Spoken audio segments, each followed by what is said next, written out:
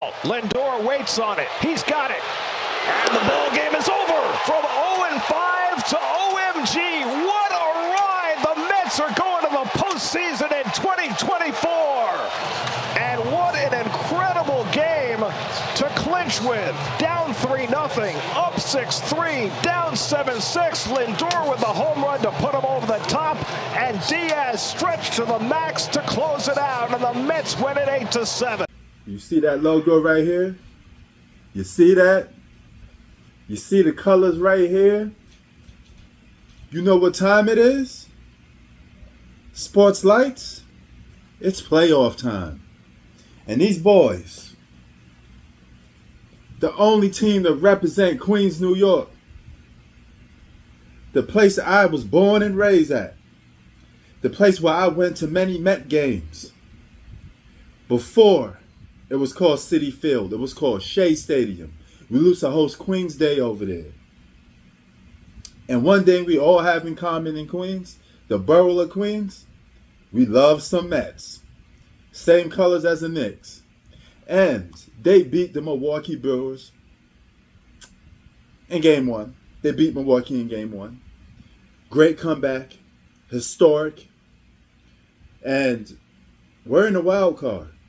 Now, we're in a tough division. All right. We may have to meet sooner or later that boy from the LA Dodgers, arguably one of the greatest, baseball players of all time.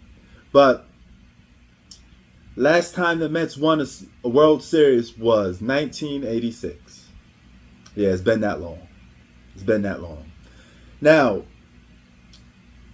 in the 2000s, we did manage a couple years ago, we did manage to beat the LA Dodgers in the postseason.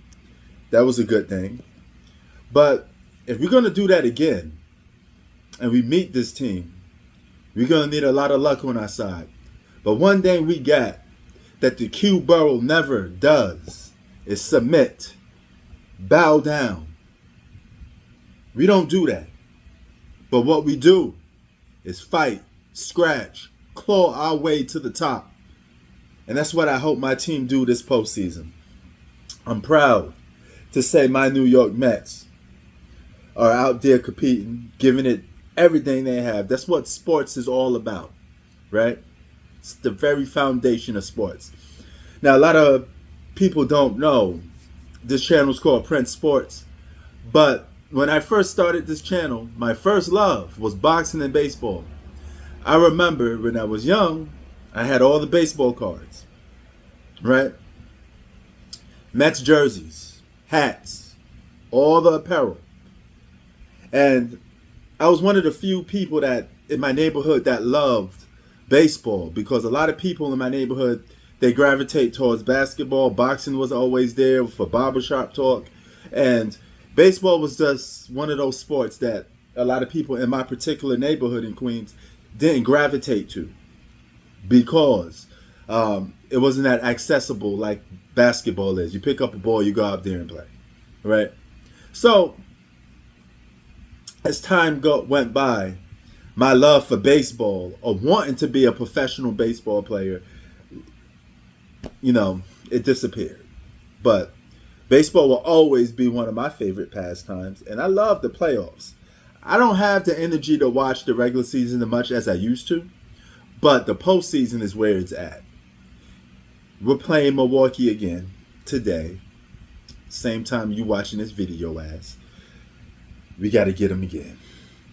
And we beat them 8-4. Great comeback after being down.